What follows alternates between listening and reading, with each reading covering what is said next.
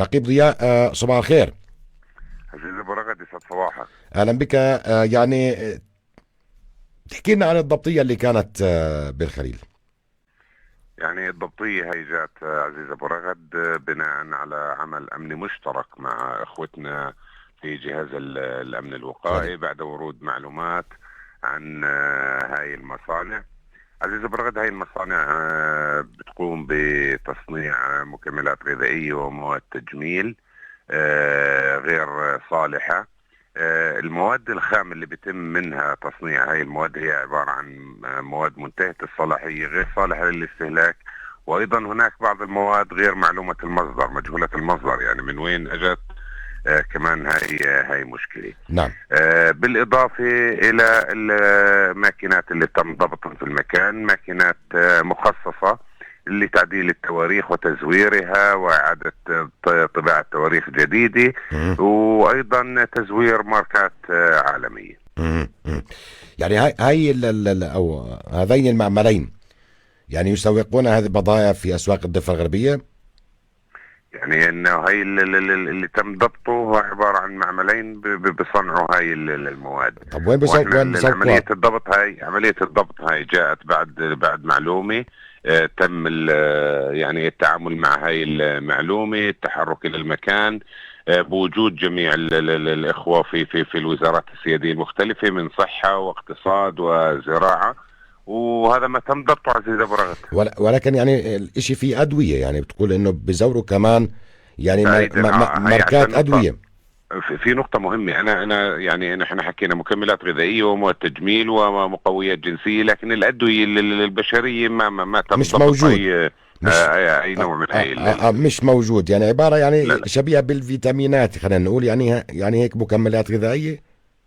مكملات غذائية، مواد تجميل، ولكن عزيزي يا برغد، الموضوع لا يقتصر إنه شو طبيعة ما تم ضبطه. الموضوع يقتصر على الطريقة التي يتم التفكير فيها في مثل هاي الأمور. امم.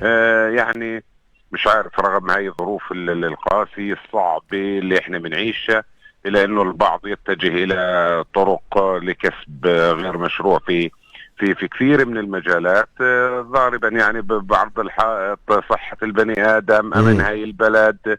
يعني مش سائل عن حد، ولكن احنا موجودين.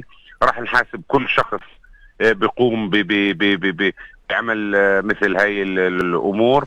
طبعا ملف القضية بالكامل عزيز أبو رغد امم. موجود على طاولة النيابة العامة، اللي مباشرة قامت بإغلاق هذان المصنعان، وبشرت التحقيق مباشرة في هذا الموضوع، وراح يكون هناك إجراءات قانونية صارمة بحق المعنيين. نعم. هل من ضبطيات أخرى يعني كانت خلال يعني اليومين الماضيين؟ الضبطيات، وجودنا احنا في الشارع على مدار الساعة. الضبطيات يعني كل يوم في ضبطيات. يوم امس كان من خلال جولة ميدانية على المحال التجارية بالشراكة مع الاخوة في وزارة الاقتصاد. تم ضبط ما يقارب 365 كيلو من سكاكر الاطفال منتهية الصلاحية غير صالحة للاستهلاك الادمي. مم. من خلال دورياتنا ايضا العاملة في الميدان تم ضبط كمية تقدر ب 600 كيلو من التمور العفني والغير صالحه للاستهلاك الادمي. يعني مم. احنا عملنا على مدار الساعه عزيز ابو رغد الضبط يوميا، هناك ضبط، ولكن احنا موجودين. الوزارات السياديه الاخرى موجوده، الاجهزه الامنيه وابناء المؤسسه الامنيه موجودين.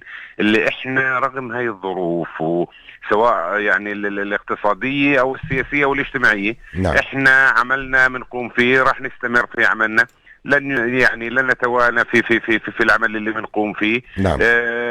لانه مصلحة المواطن، واحنا كضابطة جمركية عملنا الرئيسي هو منع اي مواد غير صالحة انها تصل للمواطن الفلسطيني.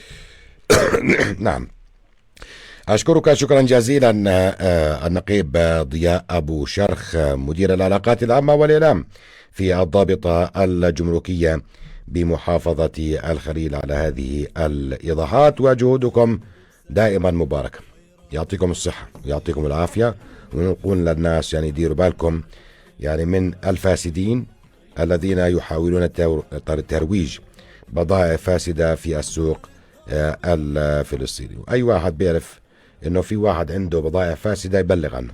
يبلغ عنه، هذا مش حرام، هذا واجب ديني وشرعي واخلاقي، انك تبلغ عن واحد عماله بسوق مثلا بضائع فاسدة، وانت عارف انه بسوق بضائع فاسدة بس ما بتشتري منه، ولكن انت شايف، ما دام شفت تؤثم شرعا ما تبلغ عنه انه هذا الرجل عماله بيبلغ بصنع او بنتج او بوزع بضائع غير صالحة للاستخدام الآدمي.